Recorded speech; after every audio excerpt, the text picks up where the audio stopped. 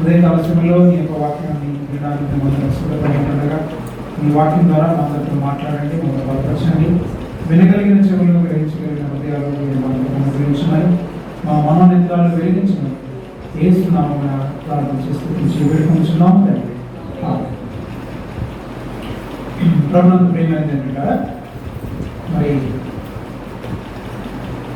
ఈ దినమున ఒక ప్రత్యేకమైనటువంటి దినముగా మరి ప్రపంచవ్యాప్తంగా ఉండేటువంటి క్రైస్తవులందరూ కూడా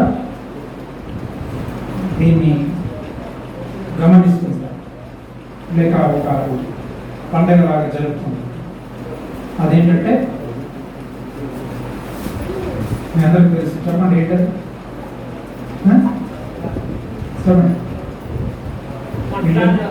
చెప్పట్లేదు బట్టలు మరి బట్టలేదు. ఉదయం రాగానే శ్రావణి నాకు ఒక డైలాగ్ చెప్పింది.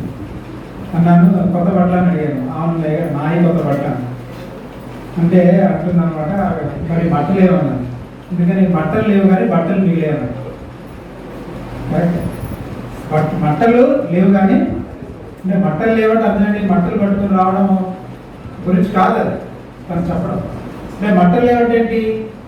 క్రీస్తు యొక్క విజయోత్సవము మన జీవితంలో ఉండట్లేదు. కానీ ఒక విధంగా చెప్పాలంటే దాని ఇండైరెక్ట్గా మంచి వర్తమానం మనకు అందించి యేసుక్రీస్తు యొక్క విజయోత్సవము మన జీవితంలో మిస్ అవుతుంది. ఆ బట్టలు అనేటువంటివి మిస్ అవుతున్నాయి కానీ మనకి బట్టలు మాత్రం మిగిలిపోతుంది కదా. బట్టలు మిగిలే బట్టలు లేవు. చాలా రైట్ బాగానే ఉంది. మరి వాక్యం కూడా బాగుంది.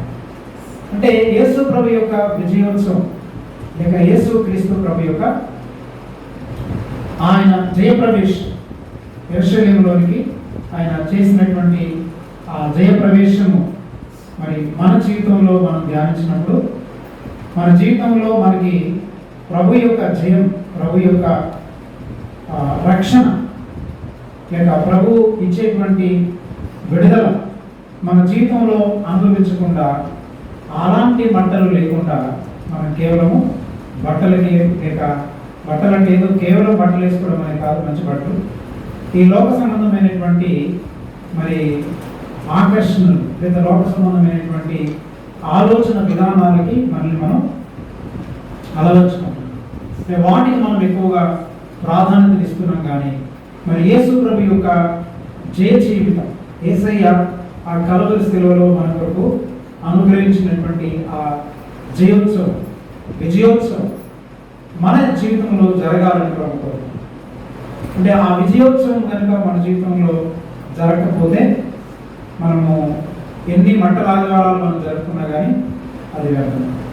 అంటే ఈ మట్టలాదివారం కూర్చున్నటువంటి వివరాలు మనందరికీ బాగా తెలుసు కదా. యేసుక్రీస్తు ప్రభు గాడిదలను తోలుకొని రమ్మన్నాడు. ఆయన గాడిదనికి దర్శనంలోకి వచ్చాడు. ఇవన్నీ మనకు తెలుసు. ఇదంతా పాత స్టోరీ, మనకి ఇది కొత్తదేం కాదు. కానీ పాత స్టోరీయే కానీ ఆ స్టోరీని మనం చదివినప్పుడల్లా, ఆ స్టోరీని మనం ధ్యానించినప్పుడల్లా మన బ్రతుకులో ఒక నూతనమైనటువంటి జీవం రావాలి. దేవుడి యొక్క వాక్యము ఎన్నటికీ కొత్తదే. గుర్తుపెట్టు. నీకు నాకు ఎప్పుడో విన్నామండి, తెలుసండి అని అంటాము. అసలు తెలుసండి అనడం కంటే కూడా ఇంకొకసారి ఆ వాక్యాన్ని మనం ధ్యానిస్తే బాగుంటుంది అని నా ఉద్దేశం. ఈ వాక్యం విన్నాను, ఈ వాక్యం తెలుసు, బైబిల్లో ఈ వచనం తెలుసు, ఆ వచనం తెలుసు, మనకి ఈ వచనాలన్నీ మనకు బాగా తెలుసు, సుపరిచితం. కానీ దేవుని యొక్క వాక్యము ఎల్లప్పుడూ అది ఫ్రెష్. రిలయన్స్ ఫ్రెష్ ఉంది కదా, రిలయన్స్ ఫ్రెష్ అని బయటకు రాస్తారు కానీ లోపలన్నీ కుళ్ళిపోయినవి. బయటికి ఫ్రెష్ అంటాడు కానీ లోపల మాత్రం కుళ్ళిపోయాడు. కానీ ఏది ఫ్రెష్ అంటే దేవుని యొక్క వాక్యము ఎప్పటికీ ఫ్రెష్ గుర్తుపెట్టు. కొన్నిసార్లు మీరు విన్నట్టు అనిపించినా మీరు మళ్ళా దాన్ని ధ్యానించండి, ప్రభుని అడగండి. పరిశుద్ధాత్మ దేవుడు మళ్ళా మీకు కొత్త ఆలోచన ఇస్తారు, నూతనమైనటువంటి జీవితం నడిపిస్తారు. సో జాగ్రత్తగా మాటలు వినండి. పాత నిబంధనలో ఇశ్రాయేలు ప్రజలకి ఏమిచ్చాడు చెప్పండి? తినడానికి అరణ్యంలో పరలోకం నుండి ఆకాశం నుండి వారికి మన్నాను కురిపించాడు. మన్నాను కురిపించి ఏమన్నాడు? ఈ మన్నాను మీరు రాత్రి ఒక సందర్భంలో ఏమన్నాడు? మీరు రాత్రికి అలా తినేయాలి, తెల్లారి దాకా ఉంచుకోవద్దు అన్నాడు. తెల్లారి వరకు ఉంచుకుంటే ఏమవుతుంది? కుళ్ళిపోతుంది, కంపు కొడుతుంది.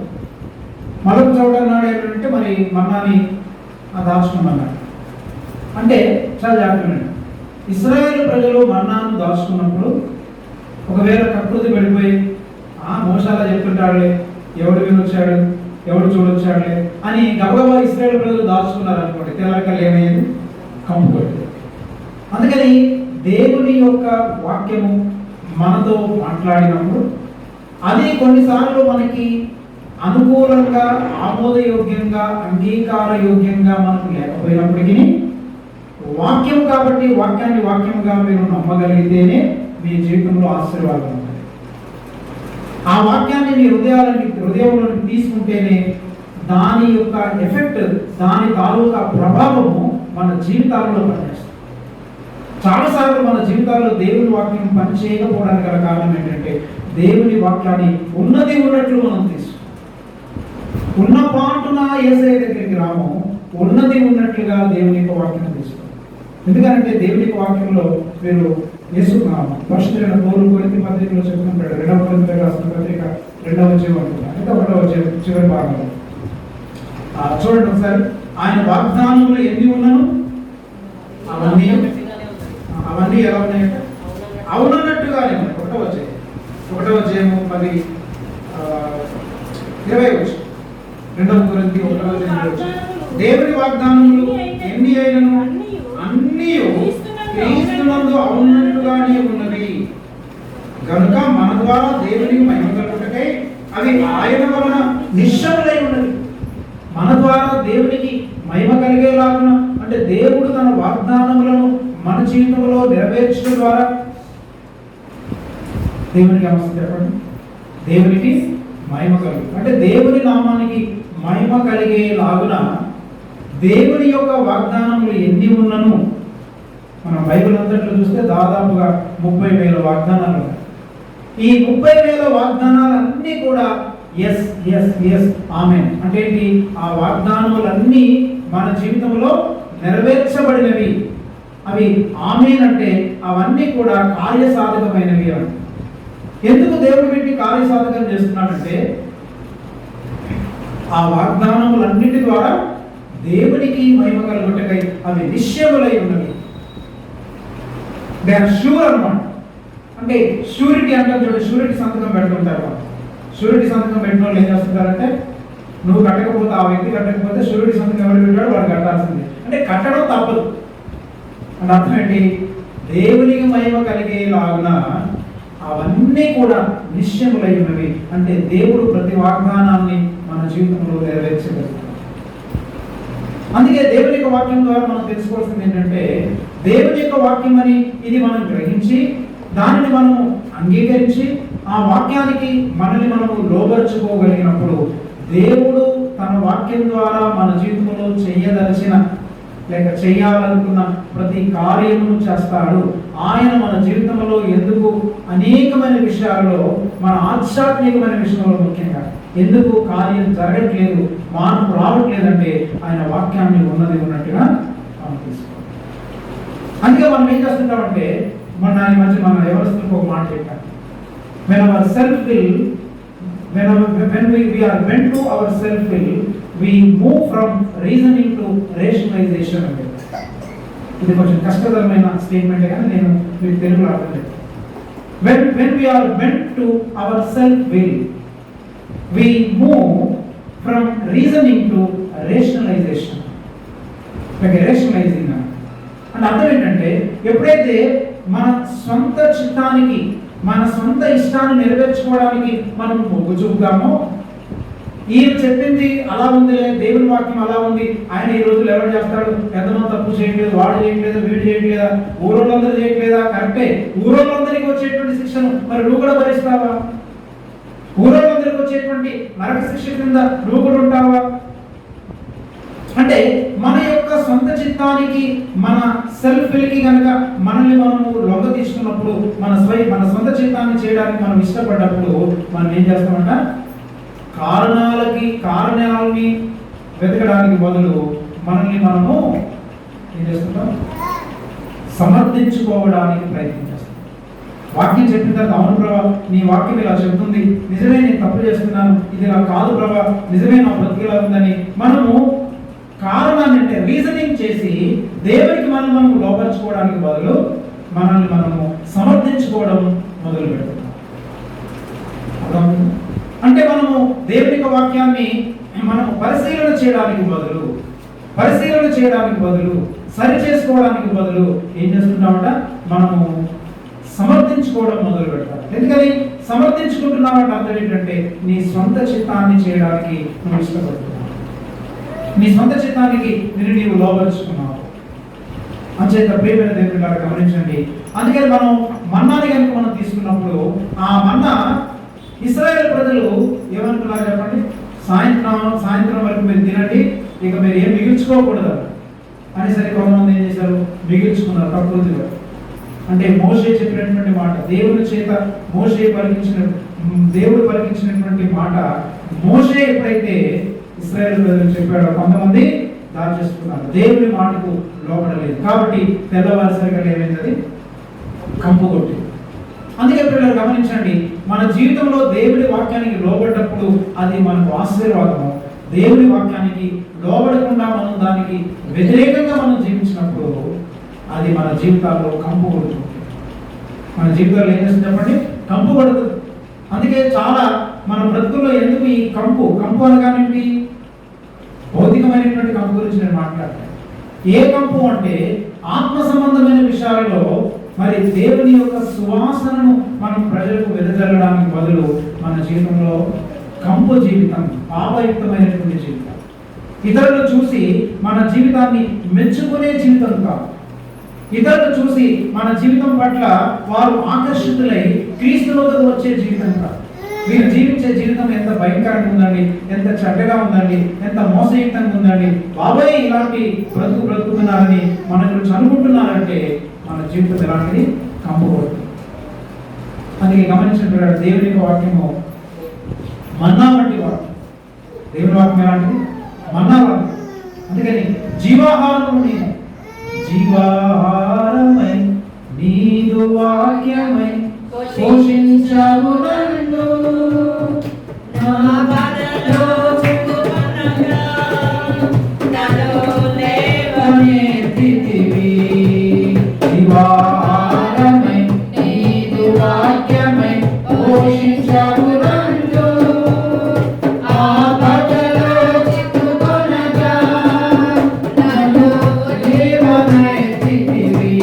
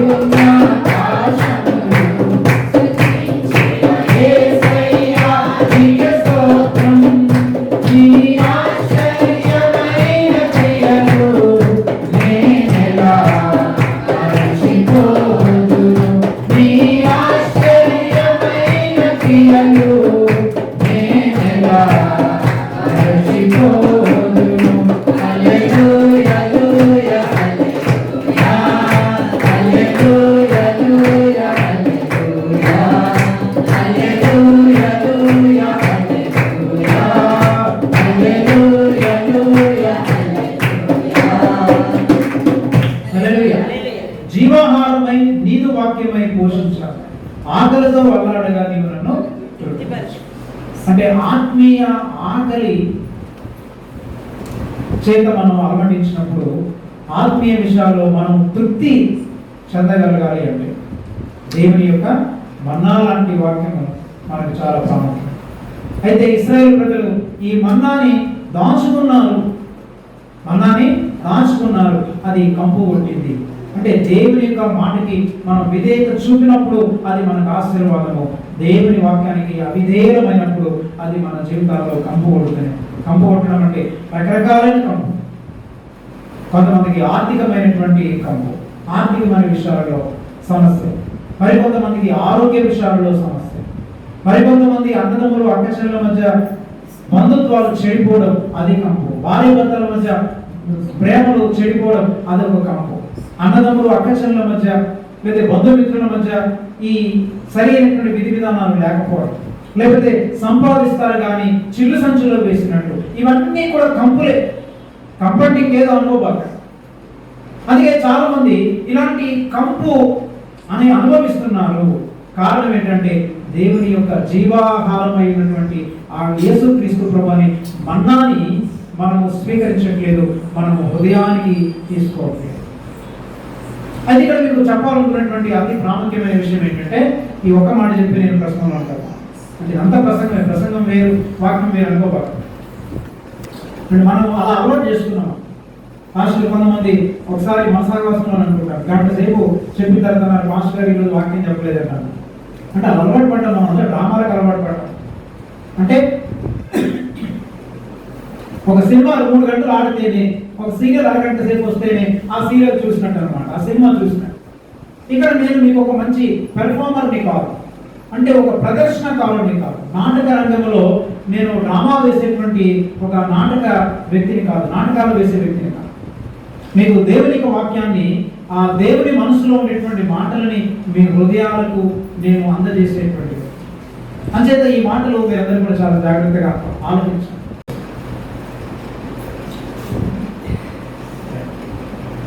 చిన్నపిల్లలు లాంటిది, చిన్నపిల్లలు మనలాంటి మనస్తత్వం కలిగి జీవించాలి. చిన్నపిల్లలు చూడాలి, పాట పాడేది చక్కగా చెప్పట్లు ఆనందంగా చెప్పగలుగుతున్నారు. వీళ్ళు ఎంతమంది ముక్కుతూ ములుగు కొడుతున్నారు నాకు తెలియదు, కానీ ఆనందంగా కొట్టేవాళ్ళు ఎంతమంది ఉన్నారు నాకు తెలియదు. నిజంగా ఆనందంగా ఉదయం అంతతో కొట్టారు చెప్పట్లు. ఈ బాధ ఏం చేద్దాం, మా బాధలు మాట వాడు ఎంత కొడుతున్నాడు, జీవాహారం ఎలా కొడుతున్నాడు చెప్పండి. చిన్నపిల్లలు నిజంగా చాలా యథార్థవంతులు. దేవుడు వాళ్ళతో సూటిగా మాట్లాడతారు.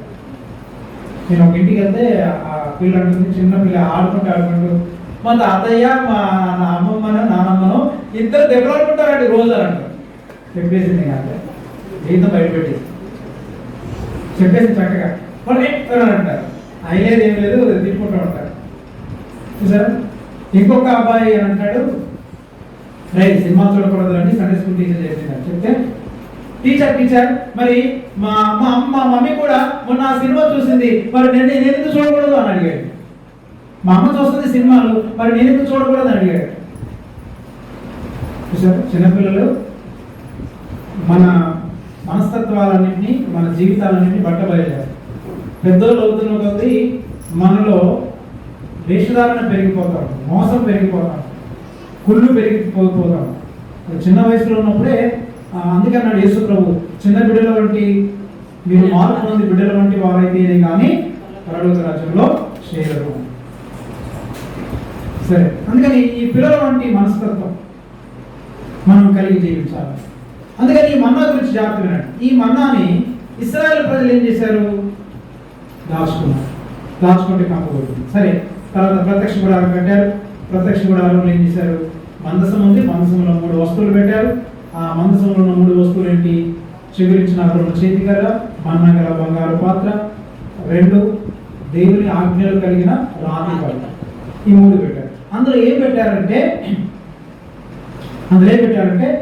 మరి ఇశ్రాయేలు ప్రజలు మన్నా గల బంగారు పాత్ర, మన్నా పెట్టారు.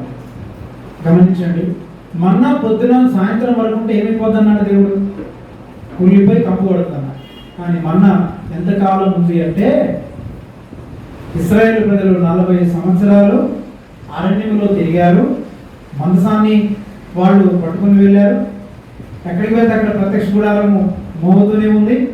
అయితే మన్నా 40 సంవత్సరాల వరకు అది ఫ్రెష్గానే ఉంది. మన్నా మార్చలేదు. 40 years Manna was very fresh. చాలా తాజాగా ఉంది, ఫ్రెష్గా ఉంది. అంచేత ప్రియమైన దేవుని బిడ్డలారా, దేవుని యొక్క వాక్యము చెప్తున్నారు. ఆ మన్నా ఎందుకు 40 సంవత్సరాల వరకు ఫ్రెష్గా ఉంది, కుళ్ళిపోలేదు? అలాగనే ఈ మన్నాను ఇశ్రాయేలు ప్రజలు కూర్చుకుంటే తెల్లారి గట్లకల్లా అది కుళ్ళిపోయింది. మరి మనసంలో ఉండేటువంటి మన్నా ఎందుకు కుళ్ళిపోలేదు? దానికి గల కారణం ఏంటంటే చాలా జాగ్రత్త. మన్నా ఎందుకు కుళ్ళిపోలేదు, ఇశ్రాయేలు ప్రజల దగ్గర ఎందుకు కుళ్ళిపోయింది, ఆ మనసంలో ఎందుకు కుళ్ళిపోలేదు అని అంటే,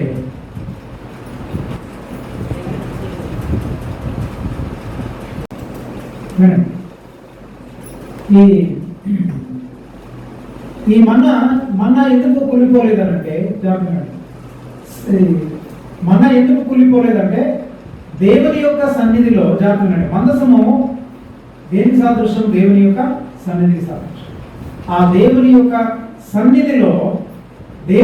సన్నిధిలో మన్నా ఉన్నది కాబట్టి అది కుళ్ళిపోదు.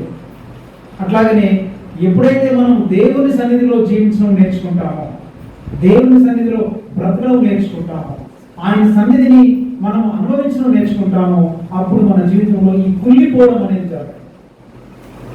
అంటే ఇప్పుడు ఇందాక చెప్పిన చూడండి, కొన్ని కుళ్ళులు, ఆ కుళ్ళులకి అవకాశం లేదు. ఆ కుళ్ళిపోవడం అనేటువంటిది మన జీవితంలో జరగదు. ఎందుకని? మన్నా కుళ్ళిపోకపోవడం గల కారణం ఏంటంటే దేవుని సన్నిధిలో ఉండేటువంటి మన్నా. ఆ మన్నా దేవుని సన్నిధిలో ఉంది కాబట్టి 40 సంవత్సరాల వరకు అది ఇంకా ఫ్రెష్గానే ఉన్నది, ఇంకా ఫ్రెష్గా. అంచేత ప్రియమైన దేవుని బిడ్డలారా, ఈ దేవుని వాక్యం చాలా ప్రశస్తమైనది, దేవుని వాక్యం చాలా శ్రేష్టమైనది. ఈ వాక్యము మన జీవితంలో ప్రతిదినము మనల్ని తృప్తిపరచగలిగినది. ఈ వాక్యం చేత మనము పోషించబడగలము. ఈ వాక్యము మనలో నూతన జీవాన్ని కలిగించగలదు, నూతనమైనటువంటి యెరూషలేములోనికి మనం నడిపించగలదు. అందుకే ఇలాంటి ఈ వాక్యాన్ని మనం ఎంతవరకు హృదయానికి తీసుకుంటున్నాం, ఎంతవరకు హృదయంలో ఈ వాక్యాన్ని మనం దాచుకుంటున్నాం. అందుకే దావీదు భక్తుడు అంటాడు, నేను పాపము చేయకున్నట్లు దేవా నీ వాక్యమును నా హృదయంలో ఉంచుకో.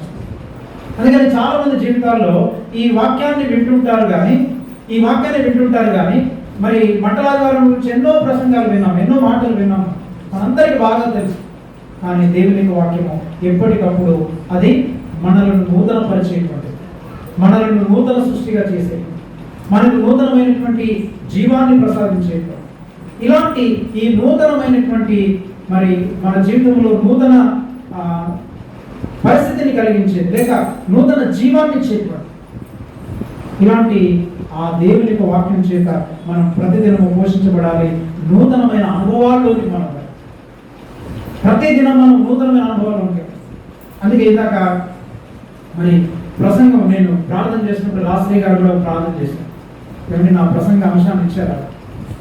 నేను రాత్రి ఏ ప్రసంగం అయితే సిద్ధపడ్డాను, ఆవిడ ప్రార్థనలు అంటే చాలా ఉన్నాయి, ఏ చెప్పాలనుకున్నాను ఆ ప్రసంగం కూడా సిద్ధపడ్డాను. కానీ ఆవిడ ప్రార్థనలు ఉన్నాడు, ఈ రాళ్ళు మీరు ఊరకుండిన ఎడల ఈ రాళ్ళు కేకలు. ఆ 3 మాటలు దేవుడు కూడా ఆ వాక్యమే చెప్పని నాకు మాట్లాడేశాడు కాబట్టి ఆ వాక్యమే చెప్తాను. జాగ్రత్త. రాళ్ళు కేకలు వేయను. ఏం కేకలు వేస్తాడు చెప్పండి? అంటే యెరూషలేములో యేసుక్రీస్తు ప్రభువు ప్రవేశించిన తర్వాత ఆయన శిష్యులైన వారందరూ కూడా హోసన్నా జయము, ప్రభు పేరిట వచ్చేవాడు స్తుతించబడునుగా అని మరి తన యొక్క శిష్య బృందం అంతా కూడా దేవుని అంటే యేసుక్రీస్తు ప్రభుని మరి స్తుతిస్తున్నారు, ఘనపరుస్తున్నారు.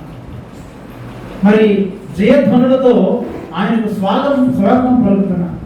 గొప్ప ఊరేగింపు జరుగుతుంది. ఈ సమయంలో కూడా ఆ వారంలో దాదాపు మరి ఆ వారంలో రెండు ఊరేగింపులు జరిగాయి, జయోత్సవాలు జరిగాయి. ఒకటేమో యేసు ప్రభు యెరూషలేములోకి ప్రవేశించడము, అలాగనే యేసుక్రీస్తు ప్రభు సిలువ వేయబడిన తర్వాత ఆయన గొల్గొతా కొండకి ప్రయాణం చేయడము. ఈ 2 ఊరేగింపులు జరిగాయి. ఇది జయప్రవేశంతో కూడినటువంటి ఊరేగింపు. అయితే ఈ ఊరేగింపులో మనం గమనించాల్సినటువంటి చాలా ప్రాముఖ్యమైన విషయం ఏంటంటే యేసు ప్రభు ఎందుకు యెరూషలేములోకి ప్రవేశించాడు. ఇందులో చాలా మంది మరి గాడిదలు విభజించారు, గాడిదని రకరకాల ప్రసంగాలు చాలా ఉన్నాయి. ఇందులో చాలా మంది రకరకాల ప్రసంగాలు చేస్తుంటారు. మనకి ఇక్కడ గాడిద ఇంపార్టెంట్ కాదు, అంటే అందులో పాఠాలు నేర్చుకోవచ్చు, నేను నేర్చుకోవచ్చు చెప్పట్లేదు, కానీ అన్నిటికంటే ప్రాముఖ్యమైనటువంటి ఈ ఏమంటారు యెరూషలేము యొక్క జయప్రవేశం లేక మట్టలాది వారం యొక్క అసలు ప్రసంగం యొక్క సారాంశం, అసలు మెయిన్ థీమ్ ఏంటంటే యేసుక్రీస్తు ప్రభువు తన్ను తాను యెరూషలేములో ఉన్నటువంటి శాస్త్రులకు, పరిసయ్యులకు, ప్రధాన యాజకులకు, ప్రజలకు రాబోతున్నటువంటి మెస్సయాను నేనే అని వారికి తన్ను తాను బయలుపరుచుకున్నాడు, బహిరంగముగా బయలుపరుచుకున్నాడు. ఇంతకుముందు యేసు ప్రభు నేను ఒక అద్భుతం చేసి మీరు ఎవరితో చెప్పవద్దు అని ఖండితముగా ఆజ్ఞాపించేవాడు. నన్ను గొప్ప చేయవద్దని చెప్పేవాడు. నన్ను రాజుగా చేయడానికి ప్రయత్నం చేస్తే ఆయన పారిపోయాడు. కానీ ఈ సమయంలో తన్ను తాను బహిరంగముగా ప్రజలందరికీ, ప్రధాన యాజకులకి ఆయన తను తాను రాబోతున్నటువంటి మెస్సయాను నేనే అనేటువంటి సత్యాన్ని వారికి బహిరంగముగా బయలుపరిచాడు. అయితే ఎంత బహిరంగముగా వారికి బయలుపరిచినప్పటికీ వారు ఆయన్ని చంపజూశారు తప్ప ఆయనని తమ హృదయంలోనికి అంగీకరించలేకపోయారు, లేక ఆయన యందు విశ్వాసం ఉంచలేకపోయారు.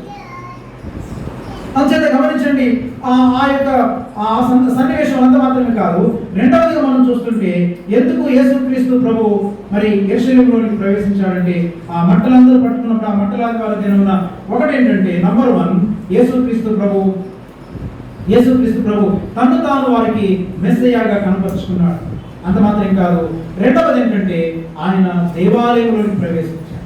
ఒకటి యెరూషలేములోనికి ప్రవేశించడం ద్వారా ప్రజలందరికీ తాను మెస్సయ్య అని, మెస్సయ్య అంటే అర్థం ఏంటి? అభిషిక్తుడు. అభిషిక్తుడు అంటే అర్థం ఏంటి?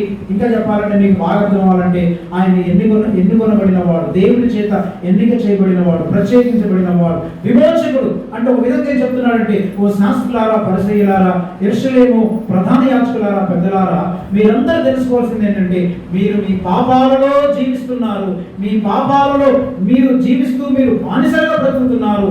మీ పాప జీవితం నుండి విమోచించుటకు వచ్చినటువంటి మెస్సయ్యను నేనే. మీ పితరుల దేవుడు మీ గురించి మీ మీద ఉన్న ప్రేమ చేత వాగ్దానం చేశాడే, ఆ వాగ్దానం చేయబడినటువంటి ఆ మెస్సయ్యను నేనే. మీ పాపముల నుండి మిమ్మల్ని విమోచించడానికి నేను యెరూషలేములోకి వచ్చాను అనేటువంటి ఆ బహిరంగముగా తను తాను ప్రకటన చేసుకున్నాడు, బయలుపరుచుకున్నాడు. మెస్సయ్యను నేనే, నా ద్వారా తప్ప మీరు ఎవరు కూడా మీ పాపముల నుండి మీరు విమోచింపబడలేదు. కానీ వీరేం చేస్తున్నారంటే వారు యేసు ప్రభుని ఒక లోక సంబంధమైనటువంటి రొట్టెలు ఇచ్చేవాడిగా, లేదా భౌతికమైనటువంటి రాజ్యాన్ని ఇచ్చేవాడిగా చూస్తున్నారు. కానీ యేసు ప్రభు అన్నాడు, నా రాజ్యము భూ సంబంధమైంది కాదు, నా రాజ్యము పరలోక సంబంధమైంది. నా రాజ్యము అది దైవ సంబంధమైనటువంటి రాజ్యం. నేను నా రాజ్యం అంటే ఒక పరలోక రాజ్యాన్ని నేను మీకు ఇవ్వడం కొరకు వచ్చాను తప్ప భూలోకంలో ఒక రాజ్యం స్థాపించి రోమనుల అధికారం నుండి, కష్టాల నుండి, సుఖాల నుండి, లేకపోతే లోకంలో ఉండేటువంటి వ్యాధుల నుండి, బాధల నుండి మిమ్మల్ని రక్షించడానికి నేను ప్రాథమికంగా రాలేదు అన్నాడు యేసు. అంత మాత్రం కాదు, రెండవది ఆయన యెరూషలేములోకి ప్రవేశించాడు. యెరూషలేము యొక్క దేవాలయంలోకి ప్రవేశించాడు. యెరూషలేము దేవాలయంలోకి ప్రవేశించి దేవాలయంలో శుద్ధీకరించాడు. అందుకని 2 కారణాల చేత, ఒకటి యెరూషలేములో ఉండేటువంటి ప్రజలందరికీ ఆయన విమోచకుడు అనే విషయాన్ని బయలుపరిచాడు, అంటే వారి పాపములన్నిటి నుంచి వారు విమోచింపబడాలి. రెండవది దేవాలయమును ప్రక్షాళన చేయాలి. అనగా దేవాలయమును పాడు చేశారు. దేవుని మందిరాన్ని వారందరూ కూడా వ్యాపారపుటిల్లుగా చేశారు. అందుకే యేసు ప్రభు ఆ వ్యాపారపుటిల్లుగా చేసినటువంటి ఆ ఇంటిని ఆయన శుభ్రపరచడానికి, ప్రార్థనకు నిలయముగా ఉండాల్సినటువంటి ఆ ఇంటిని వాళ్ళు ఏం చేశారు? దానిని దొంగల గుహగా చేశారు. ఈ రోజున మన హృదయమే దేవుని యొక్క ఆలయమై ఉన్నది. ఈ ఆలయము ప్రార్థనకు నిలయమై ఉండాలి, దేవుని యొక్క సన్నిధికి నిలయమై ఉండాలి. కానీ నీ హృదయం, నీ యొక్క హృదయం అనేటువంటి ఈ ఆలయం దేనికి నిలయం అయిపోయింది? ఈరోజు చాలా మంది దేవుడు వారికి హృదయం అనేటువంటి ఆలయాన్ని ఇస్తే, శరీరాలను ఇస్తే ఈ శరీరాలని పాపానికి నిలయాలుగా చేస్తున్నారు, దొంగలుగా చేస్తున్నారు, అనగా మోసానికి నిలయాలుగా చేస్తున్నారు, వ్యభిచారానికి నిలయాలుగా చేస్తున్నారు, అక్రమమైనటువంటి కార్యములకు దాన్ని నిలయముగా చేస్తున్నారు. యేసయ్య జయప్రవేశం చేసిన సందర్భం ఏంటంటే, మీ హృదయాలు, మీ మందిరాలు అని పిలువబడేటువంటి మీ హృదయాలని నేను శుభ్రపరచడానికి వచ్చాను. ప్రియా దేవుని బిడ్డలారా, మరి మన యొక్క మందిరములు అని పిలువబడేటువంటి ఈ హృదయాలు శుభ్రపరచబడ్డాయా? శుభ్రంగా ఉన్నాయా? యేసయ్య నీ హృదయంలోనికి వచ్చి, నీ ఇంట్లోనికి వచ్చి సుఖముగా నివసించడానికి, ప్రశాంతంగా ఉండడానికి నీ ఇల్లు అనేటువంటి ఆలయం, నీ గృహము ఏ విధముగా ఉంది? పాపానికి నిలయమా, లేకపోతే యేసయ్యకు నిలయముగా ఉందా? ఈ ఇళ్లలో అన్ని పెట్టేసుకుంటారు. పాపానికి నిలయము, ఏమంటే అపవిత్రతకు నియమము, అనవసరమైనటువంటి మురికి చిత్రాలకి అన్నిటికీ నిలయంగా పెట్టుకుంటారు. అందుకే మన జీవితంలో ఈ కామన్ గ్రేస్ క్రింద ఉండేటువంటి ఆశీర్వాదాలు ఉన్నాయి మనకి. అంటే ఉమ్మడి కృప క్రింద ఉండే ఆశీర్వాదాలు అందరికీ ఉన్నాయి. మనం ఏమనుకుంటామంటే మోసపోతున్నాం. దేవుడి కృపను బట్టి ఇల్లు కట్టుకున్నానండి, దేవుడి కృపను బట్టి పెళ్లి చేశామండి, పిల్లలు పుట్టారండి, దేవుడు ఒక ఏసీ ఇచ్చాడు, ఫ్రిడ్జ్ ఇచ్చాడు, మంచి వస్తువులు ఇచ్చాడండి, అన్ని సమకూర్చాడు. ఇవన్నీ ముస్లింలకు ఉన్నాయి, హిందువులకు ఉన్నాయి, అందరికీ ఉన్నాయి. వాటిని బట్టి దేవుడు నీతో ఉన్నాడని అనుకోవడానికి వీలు. నీ పాప హృదయము శుభ్రము చేయబడిందా? నీ అపవిత్రమైనటువంటి హృదయము క్లీన్ చేయబడిందా? యెరూషలేములోకి ప్రవేశించిన యేసయ్య నీ విమోచకుడు అనే విషయాలను గ్రహించావా? ఈ విమోచకుని చేత నీ పాపము నుండి విమోచింపబడాలి అంటే అర్థం ఏంటంటే, అంటే ఇంతవరకు ఏ పాపంలోనైతే జీవించావో ఆ పాపము నుండి సంపూర్ణముగా విడుదల పొంది నీవు ఐగుప్తు అనే జీవితం నుంచి కంప్లీట్ గా వెలువలికి రావాలి. చాలా మంది ఏంటంటే పాపాన్ని విడిచిపెట్టట్లేదు, పాపములోనే ఉంటూ, పాపములోనే జీవిస్తూ, పాప సంబంధమైన జీవితాలని కలిగి ఉంటూ యేసయ్యను ఆరాధిస్తున్నారు, మందిరాలకు వస్తున్నారు, కూర్చుంటున్నారు, ఆనందలిస్తున్నారు, అర్పణలు ఇస్తున్నారు, అన్నీ చేస్తున్నారు. కానీ పేతురు గాడివాడిని సీమోను గద్దించాడు. ఒక మాట గమనించాడు, దేవుడు పాప హృదయంతో ఉండేటువంటి వ్యక్తుల యొక్క అర్పణలని దేవుడు గ్రహించాడు. అలాంటి వాడు గ్రహిస్తే గ్రహించొచ్చేమో కానీ దేవుని యొక్క వాక్యం ఏం చెప్తుందంటే, పేతురు అన్నాడు గాడివాడిని సీమోనుతో, నీ హృదయము దేవుని ఎదుట సరి అయినదిగా లేదు. నీ హృదయము దేవుని ఎదుట సరి అయినది కాదు కనుక ద్రవ్యములు పెట్టినప్పుడు నీ ద్రవ్యము నీతో పాటు నశించను గాక. హృదయము సరిగా లేనటువంటి వ్యక్తులు అర్పించేటువంటి అర్పణలు దేవుని చేత అంగీకరించబడవు. అందుకని ఏది సరి చేసుకోవాలి? ముందు నీ హృదయాన్ని నువ్వు సరిగా చేసుకో. హృదయ సంబంధమైన సున్నతి లేదు ఈ రోజున.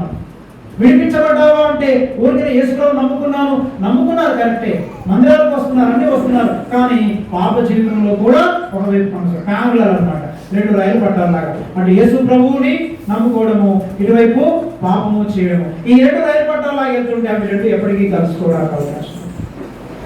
అంటే అర్థం ఏంటి? మన పాప జీవితము మనం సంపూర్ణంగా విడుదల పొందాలి. అంటే యేసయ్య మన పాపాల నుండి విమోచించడానికి, మన ఆచార సంబంధమైన జీవితం నుండి విమోచించడానికి యేసయ్య. అందుకే యేసు ప్రభు శిష్యులు కేకలు వేస్తుంటే ఈ శిష్యులు, ఈ శాస్త్రులకి, పరిసయ్యులకి చాలా కోపం వచ్చేసి, ఏంటి ఇంత పొగుడుతున్నానని చెప్పి యేసుక్రీస్తు ప్రభుని ఏమన్నారంటే పరిసయ్యులు చూసి, ఆ మాట చూడండి, లూకా సువార్త 19వ అధ్యాయము. ప్రియమైన దేవుని బిడ్డలారా గమనించండి, ఇక్కడ ఈ వచనాన్ని మనం చదువుతున్నాం. లూకా సువార్త 19వ అధ్యాయంలో ఆ పరిసయ్యులు అనేటువంటి మాట చూద్దాం మనం. 39వ వచనం, 19:39. ఆ సమూహంలో ఉన్న కొందరు పరిసయ్యులు, బోధకుడా నీ శిష్యులను గద్దింపమని ఆయనతో చెప్పగా, ఆయన వారిని చూచి, మీరు ఊరకుండిన ఎడల ఈ రాళ్ళు కేకలు వేయునని మీతో చెప్తున్నారు. ఈ రాళ్ళు కేకలు వేయును అంటే ఒక విధంగా చెప్పాలంటే రాళ్ళు 3 పనులు చేస్తాయి. బైబిల్ గ్రంథం నేను స్టడీ చేసినప్పుడు నాకు 3 విషయాలు అర్థమైంది, 3 విషయాలు దొరికాయి. ఒకటేంటంటే రాళ్ళు ఏం చేస్తాయంటే ప్రభువుని స్తుతిస్తుంటాయి. ఈ రాళ్ళు మీరు కేకలేయడం మానేసిన, మీరు నన్ను గణపరచకపోయినా, ఒకవేళ మీరు అందరి నోర్లు మూయించినా కానీ ఈ రాళ్ళని దేవుడు ఏం చేయగలడు? కేకలు వేయగలడు. అంటే రాళ్ళు కేకలు వేయడం అంటే అర్థం ఏంటి? అవి కూడా రాళ్ళ వంటి మనుషుల చేత కూడా దేవుడు పొగడబడగలడు. ఆయన స్తుతింపబడగలడు. కానీ గుర్తుపెట్టుకోండి, మీరు కేకలేకపోతే, మీరు నన్ను స్తుతించకపోతే, మీరు నాకు స్తుతియాగము చెల్లించకపోతే మీకు నష్టం కలుగుతుంది. ప్రియా దేవుని బిడ్డారా, మన హృదయాల్లో నుంచి నిజమైనటువంటి ఆ స్తుతియాగం అనేది దేవునికి చెల్లించబడుతుంది. స్తుతియాగం అంటే పెదవులతో స్తుతించడం కాదు, మన హృదయమంతటితో దేవుడు చేసిన మేళ్లను బట్టి కృతజ్ఞతతో మన జీవితాలని సజీవ యాగముగా దేవునికి మీ శరీరములను సమర్పించుకొనుడి. ఇట్టి యాగము, ఇట్టి ఆరాధన అది దేవునికి యుక్తమైనది. దేవుడు అంగీకరించేటువంటి ఆరాధన ఏదంటే సజీవ యాగముగా మీ శరీరములను దేవునికి సమర్పించుకోండి. దేనికి సమర్పించుకున్నాం శరీరాలను? అందుకంటాడు, నీతికి సాధనములుగా మీ అవయవములను సమర్పించుకోండి, దుర్నీతికి సాధనములుగా మీ అవయవములను అర్పించుకొనకుడి. చాలా మంది దుర్నీతికి, అపవిత్రతకి తమ శరీరములను అప్పగించుకొని దేవానికి స్తోత్రం నీకు హల్లెలూయా అంటే దేవుడు ఆ స్తుతిని ఎలా అంగీకరిస్తాడు? ఈ మాటలన్నీ మనం ప్రసంగాలుగా విని వెళ్ళిపోతున్నాం తప్ప జీవితాల్లోకి వెళ్ళి ఎవరు పరిశీలన చేసుకోవాలి. అందుకే నాకేమనిపిస్తుందంటే, చాలా మట్టుకి మన పాపము నుండి విడుదల పొందనంత వరకు, మనం ధైర్యం చేసి పాపాన్ని విడిచిపెట్టనంత వరకు మనము పరలోక రాజ్యం చేయడం అసంభవం. అందుకే నేను చాలా మందిని గమనిస్తున్నాను. నాకు అర్థమైంది ఏంటంటే, అయ్యో పాపం వీళ్ళు నిత్యత్వంలో చేరలేమో అనిపిస్తుంది. నిత్యత్వంలో చేరలేమో, మంచోళ్ళే, పరిశుద్ధం ఉండడానికి ఏదో విధంగా ప్రయత్నం చేస్తున్నారు, కానీ పాపాన్ని విడిచిపెట్టారు. మీలో ఉన్నటువంటి మోసపూరితమైన జీవితాన్ని విడిచిపెట్టారు. ప్రభు కావాలి, పాపం కావాలి, కుదరదు. ఇక్కడ వాళ్ళు కేకలు వేయంటే సజీవ యాగముగా మీ శరీరములను దేవునికి సమర్పించుకోండి. ఏం చేయాలి చెప్పండి? సజీవ యాగముగా మీ శరీరములను దేవునికి సమర్పించుకోండి. ఏం చేయాలంటే సజీవ యాగముగా దేవునికి మీ శరీరాలను సమర్పించుకోండి. అలాంటి స్తుతి మన జీవితం నుంచి వస్తుందా? అలాంటి స్తుతి రాజు కూడా చేయగలవన్నాడు. దేవుని బిడ్డారా, మరి దేవుడు మనకి శరీరాన్ని ఇచ్చినప్పుడు ఈ శరీరం చేత మనం ఎంతగా దేవునికి కృతజ్ఞతాస్తులు చెల్లిస్తున్నాము. ఈ శరీరములను, అవయవములను అందుకంటాడు పౌలు అనుకుంటారు, మరొక చోట అంటాడు ఏమండి, దుర్నీతికి సాధనములుగా, రోమపత్రికలు అంటాడు ఏమండి, పరిశుద్ధతకు నిలయమైనటువంటి ఈ అవయవాలని నేను పాపానికి, దుర్నీతికి ఏ విధముగా వినియోగించాను. యేసయ్య వచ్చిందే యెరూషలేములోనికి, మట్టలాది వారమున యేసయ్య ప్రవేశించింది దేని కొరకంటే మన పాపములన్నిటి నుంచి సంపూర్ణముగా విమోచించడానికి. అంటే ఏ విషయంలో ఎన్నడూ కూడా పాపములో జీవించడానికి వీలు లేకుండా ఉన్నారు. మనం ఒకసారి పరిశీలన చేసుకుందాం. పాపం అనగానే మీరు ఏదో పెద్ద పెద్ద నేరాలు కోరాలనుకోకండి, అవి పాపాలు నేను కాదు. చూడండి, ఈ లోక సంబంధమైన ఆకర్షణలు, ఈ లోక సంబంధమైనటువంటి ధనాపేక్ష, లోకంలో ఉండేటువంటి కోరికలు, ఈ లోకంలో ఉండేటువంటి శరీర వాంఛలు కొంతమంది. నేను మా గురుగారు మాట్లాడుకుంటుంటే ఏమండి, కొన్ని విషయాలు చాలా బాధేస్తున్నారు. అంటే మేము డిస్కస్ చేసిన విషయాల్లో కొన్ని విషయాలు ఆయన చెప్పినప్పుడు నాకు చాలా ఆశ్చర్యపోయాయి. ఈ రోజుల్లో చాలా మంది ఎందుకు ఈ పాపాలకు అలవాటు పడిపోయి అందు నుంచి బయటికి రాలేకపోతున్నారు అని నేను అడిగినప్పుడు ఆయన ఒక మాట అన్నాడు. లివింగ్స్టన్ ఒక విషయం గమనించావు, ఈ మధ్యకాలంలో మరీ ఎక్కువ 10-15 ఇయర్స్ నుంచి ఈ వాట్సాప్లు, యూట్యూబ్లు ఇవన్నీ పెరిగినప్పటి నుంచి ప్రజలకు ఏమైపోయింది తెలుసా? విచ్చలవిడితనం పెరిగిపోయింది. మమ్మల్ని చూసేవాడు ఎవడున్నాడు? ప్రియా దేవుని బిడ్డారా, నిన్ను ఎవ్వరు చూడకపోవచ్చు, కానీ దేవుడు నిన్ను చూస్తాడు. దేవుని దగ్గర సీక్రెట్ కెమెరా ఉంది తెలుసా? దేవుని దగ్గర సీక్రెట్ కెమెరా చూపిస్తాను మీకు. 2 సీక్రెట్ కెమెరాలు పెట్టాడు. మనందరి ఇళ్లలో సీక్రెట్ కెమెరాలు పెట్టాడు. విచ్చలవిడితనం పెరిగిపోయింది. యూట్యూబ్ తీస్తారు, ఓపెన్ చేస్తారు, ఎవరు చూస్తున్నారు? పాస్టర్ గారు చూస్తున్నారా? చూడట్లేదు.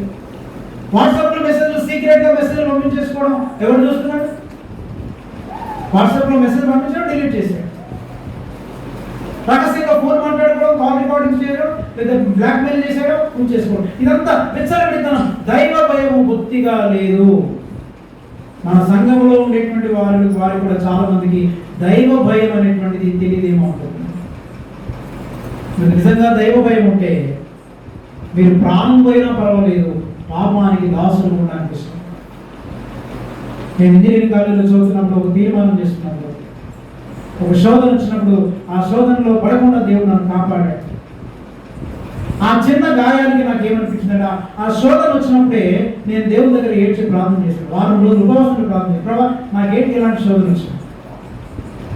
అఫ్కోర్స్ నువ్వు కాపాడవు, కానీ ఇంకా ఈ విధమైనటువంటి శోధన కనుక నాకు ఒకవేళ వస్తే నేను చచ్చిపోతాను తప్ప నేను అలాంటి పాపంలో పడిపోకుండా నాకు సహాయం చేయండి ప్రభు అంటే ఎందుకు చెప్తున్నానంటే, మరి అప్పటి నుండి ఇప్పటి వరకు దాదాపుగా 90వ సంవత్సరం 92వ సంవత్సరం అంటే ఇప్పుడు ఎన్ని సంవత్సరాలు? 8, 20, 29 సంవత్సరాల నుంచి దేవుడు కాపాడుతాడు. అంటే మన గొప్పతనాలు కాదు, అది దేవుని ఉచితమైనప్పుడు మనకి ఆ తెగింపు లేదు.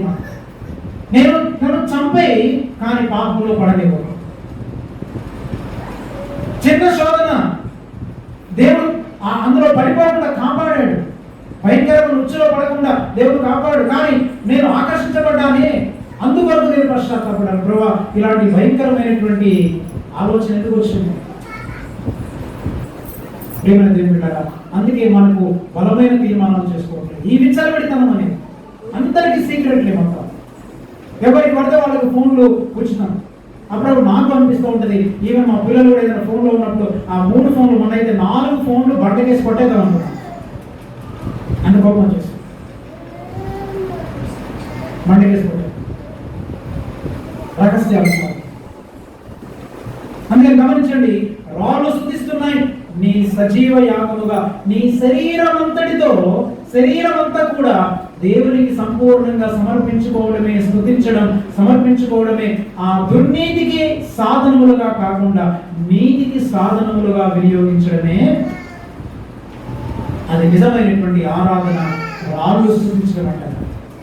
రెండవది, ఇంత చెప్పిన దేవుడు రహస్యాలు పెట్టాడు, 2 సీక్రెట్ కెమెరాలు పెట్టాడు. గమనించండి, హబక్కూకు గ్రంథం 2వ అధ్యాయము రాళ్ళు 3 పనులు చేస్తాయి అన్నాడు.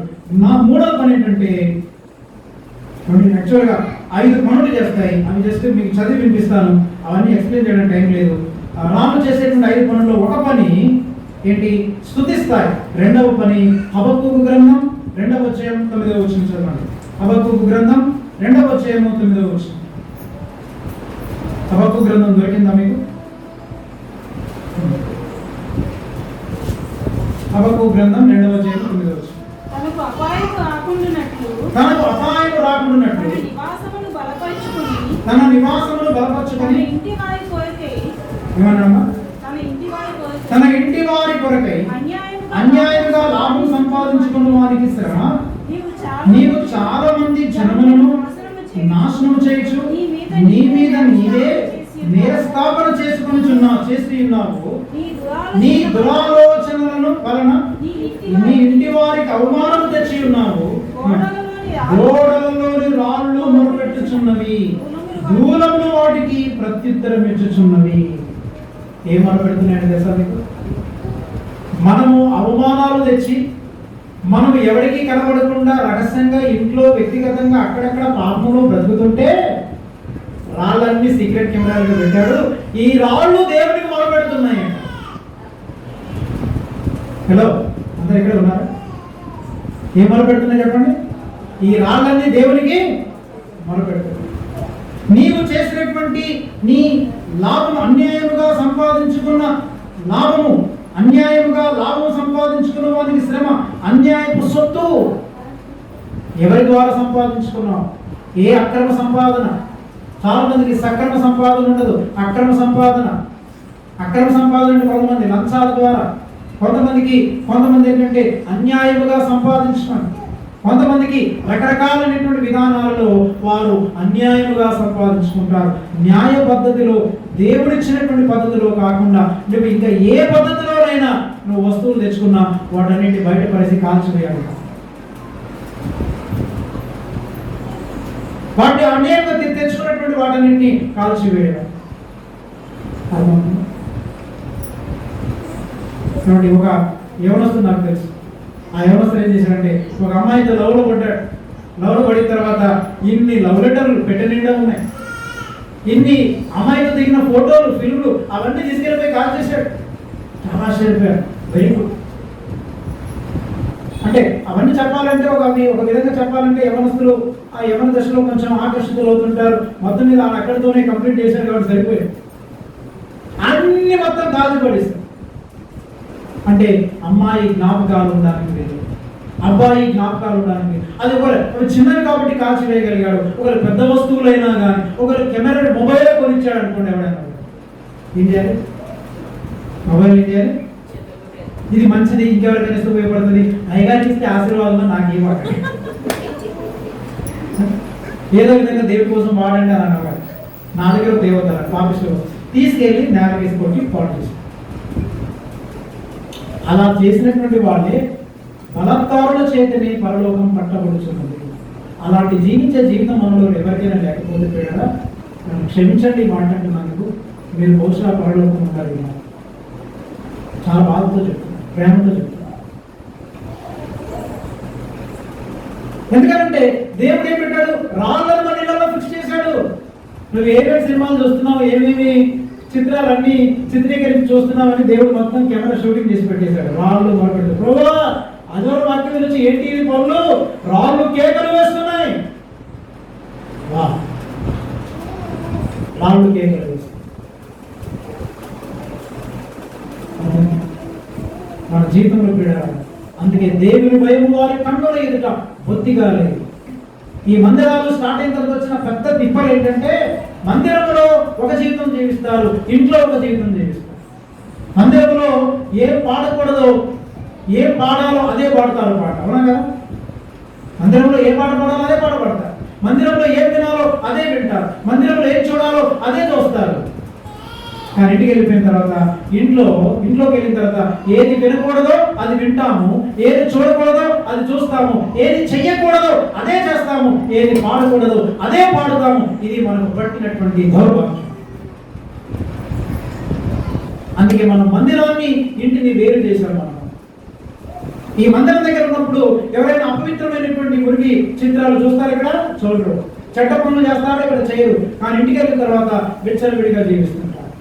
నీ ఇల్లు, నీ మందిరము, నువ్వు ఎక్కడున్నా, నువ్వు ఏ స్థితిలో ఉన్నా కానీ నీ జీవితం అంతా ఒకటే లాగా ఉండాలి. అందుకే హబక్కూకు భక్తుడు ద్వారా దేవునికి వాక్యం ఏం సెలవించబడిందంటే, చదవండి మళ్ళా ఆ మాట. గోడలలోని రాళ్ళు ఏం చేస్తున్నాడు చెప్పండి? గోడలలోని రాళ్ళు మొరపెట్టుచున్నవి, దూరంలో వాటికి ఏం చేస్తున్నాయి? దూరంలో వాటికి ప్రత్యుత్తరం ఇచ్చున్నవి, మొరపెడుతున్నాయి. గోడలలో రాళ్ళు పెట్టాడు దేవుడు, ఆ రాళ్ళు మొరపెట్టుచున్నాడు. రాళ్ళు చేసే మొదటి పని స్తుతిస్తాయి దేవుణ్ణి. రాళ్ళు చేసే రెండవ పని దేవునికి మొరపెడుతున్నాయి. అయ్యో ప్రభా, ఇదిగో ఈ మొబైల్ పట్టుకొచ్చాడు, అన్యాయం, అక్రమము. వీడిగో ఈ పలాని వస్తువు పట్టుకొచ్చాడు, ఒక ఫ్రిడ్జ్ పట్టుకొచ్చాడు, అన్యాయంగా సంపాదించాడు. పరుపు తెచ్చుకున్నాడు, అన్యాయంగా తెచ్చుకున్నాడు. చెప్పులు తెచ్చుకున్నాడు, అన్యాయంగా తెచ్చుకున్నాడు. నీవు చేసేటువంటి ప్రతి అన్యాయము, అక్రమమును ప్రభావిడు శుభ్రంగా గుండ్లపగించేసి ఎన్ని అపవిత్రమైనటువంటి ఆ నీరు చిత్రాలు చూస్తున్నాడు. ఏంటి ప్రభాని? గోడలలో ఉండేటువంటి రాళ్ళు దేవునికి మొరపెట్టచ్చు. దేవుడు నాలాంటోడు మన బంధువులు, మన స్నేహితులకి తెలియకపోవచ్చు, కానీ దేవునికి తెలుసు. దేవుడు రాళ్ళు పెట్టాడు. రాళ్ళు చేసే రెండవ పని. మూడవది ఏంటంటే, రాళ్ళు చేసేటువంటి మూడవ పని పెట్టగా యెహోషువ గ్రంథం 24వ అధ్యాయము 25 నుంచి 27 వచనం. యెహోషువ గ్రంథం 24వ అధ్యాయము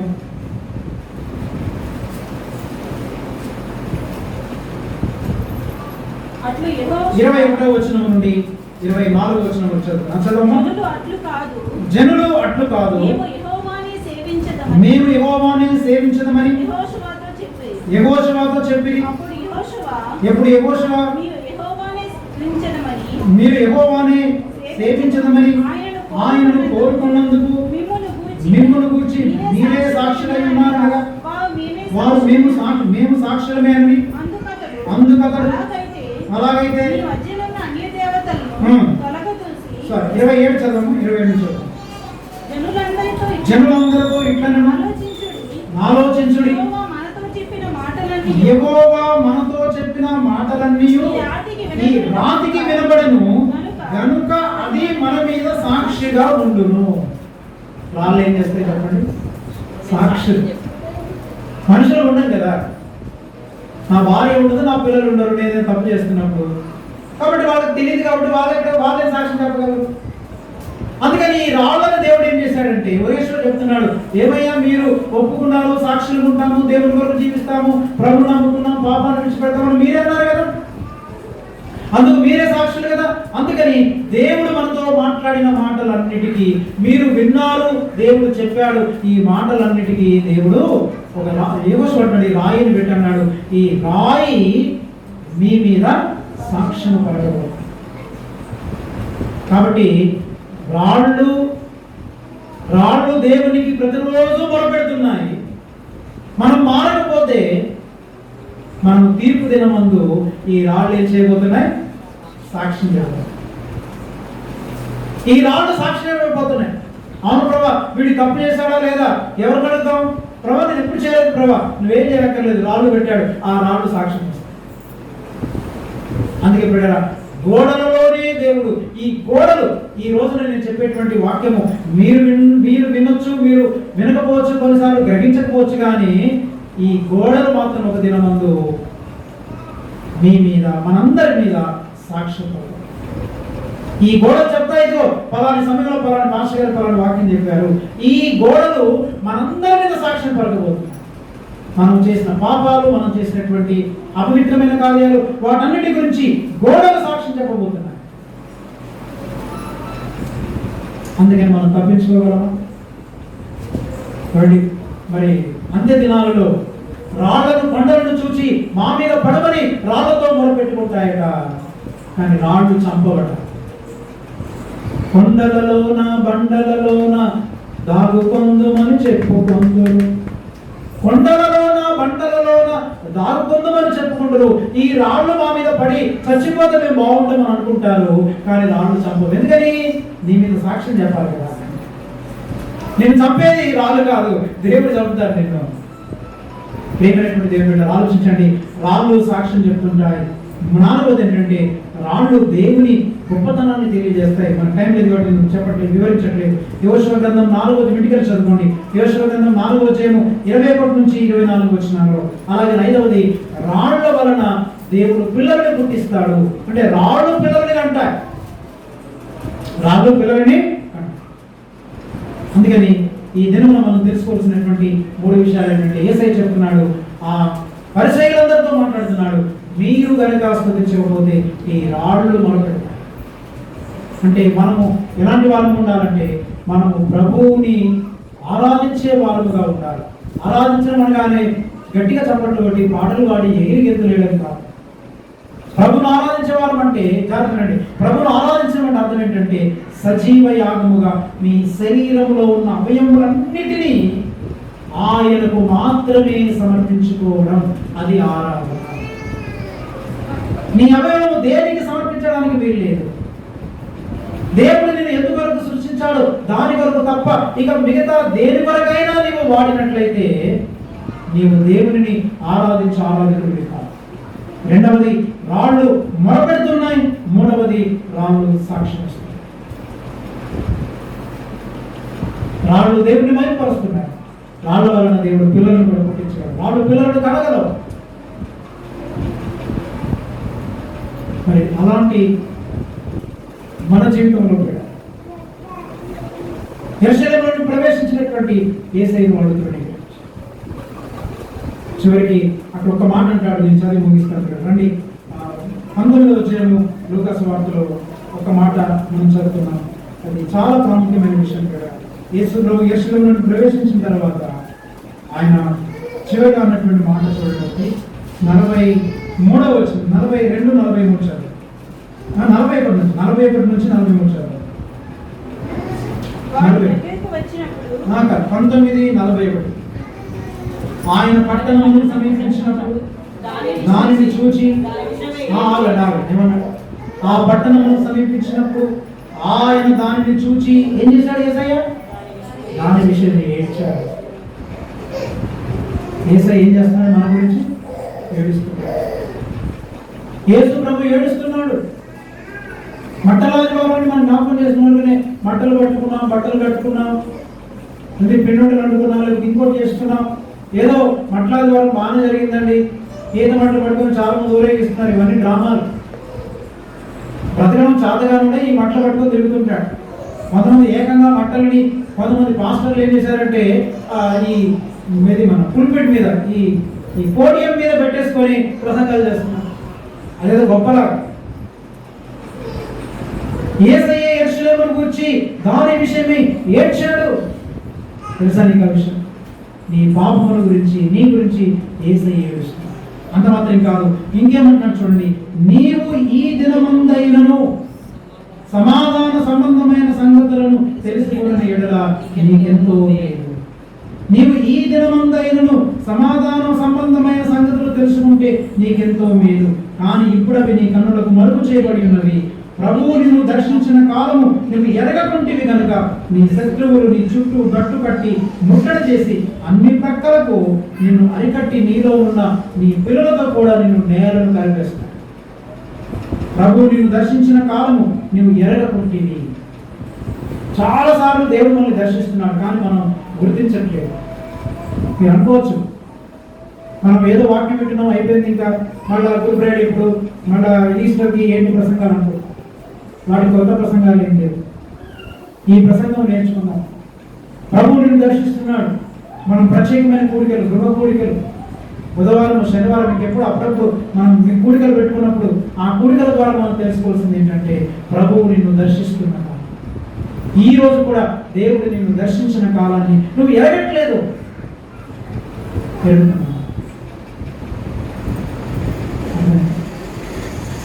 మరి అలాగ ఎరగడానికి ప్రభు దగ్గర మనం పశ్చాత్తాపడి, ప్రభా నా పాపాన్ని బట్టి రాళ్ళు మొదలుపెడుతున్నాను, ఒక దినమంది రాళ్ళు నన్ను గురించి సాక్ష్యం ఇవ్వబోతున్నాను. ఈ మాటలు మనం తీవ్రంగా పరిగణించి ప్రభు దగ్గర మనం ప్రార్థన చేసుకున్నాం. దేవుడి మాటలు మన